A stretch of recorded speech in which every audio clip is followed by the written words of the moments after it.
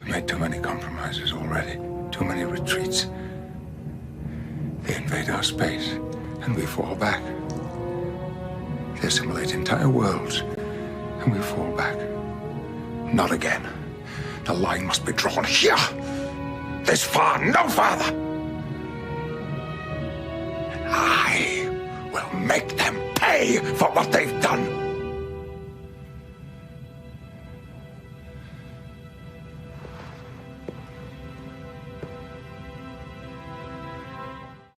That is not the Jean-Luc Picard we know and love, the 24th century's finest diplomat, explorer, and captain.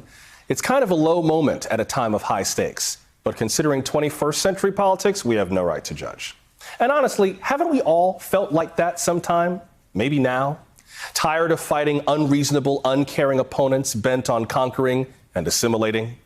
When lives are at stake, it's hard to think about consensus. You just want to win the battle. Right now, one of our biggest battles is over gun violence. Atlanta, Boulder, and now Orange, California are dealing with the aftermath of recent mass shootings. I don't know about you. I am tired of the excuses for Congress not getting anything passed. There must be some way to write a bill that most Americans would support. So forget about Congress for a minute. What do we, the people, want? Let's find out. Next week, we are going to draft a bill. You and me. I want your strongest idea for what Americans would support right now. This could be tough. It means being flexible and open to negotiation, not just demanding all or nothing. Democracy works best when we work together on common ground. It's the difference between getting results and getting revenge. That clip was from the movie Star Trek First Contact. The Enterprise heads back in time to protect a pivotal moment, the first human space flight at warp speed. An evil alien race, the Borg, tries to disrupt that moment and prevent the Federation from ever existing. Captain Picard survived the Borg's captivity, and that trauma blinds him with a need for vengeance. This Tuesday, April 5th, the folks behind Star Trek will celebrate First Contact Day. That's the date that the pioneering flight happens, April 5th, 2063. People like me love this series because it imagines an amazing future, one where we can each give our all to something meaningful, no matter who or what we are. It puts more value on curiosity than certainty. When you're doing big things like exploring the unknown, certainty is a liability. Picard finally realizes this when a woman from our time insults him, comparing him to Captain Ahab from Moby Dick. The novel's author, Herman Melville, makes it clear. To Ahab, that white whale is more than violent. It is evil incarnate. All evil, to crazy Ahab, were visibly personified and made practically assailable in Moby Dick.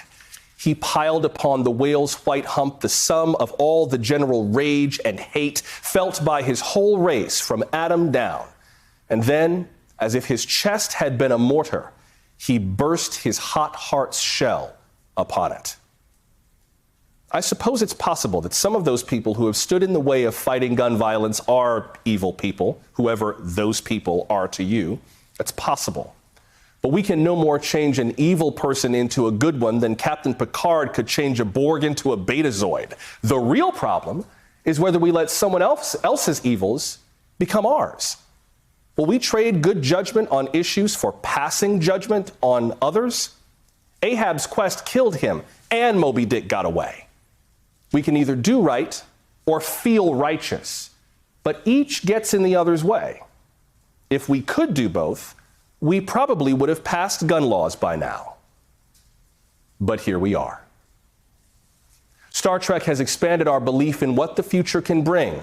Data on disks, medical computers at hospital beds, handheld communicators, they were all science fiction until we made them fact. Even a multiracial crew of people doing great things was science fiction. Now it's fact. I believe in a future beyond our foolishness. We can get there. All we have to do is, as Captain Picard would say, engage. Start by engaging with me and sharing your strongest idea.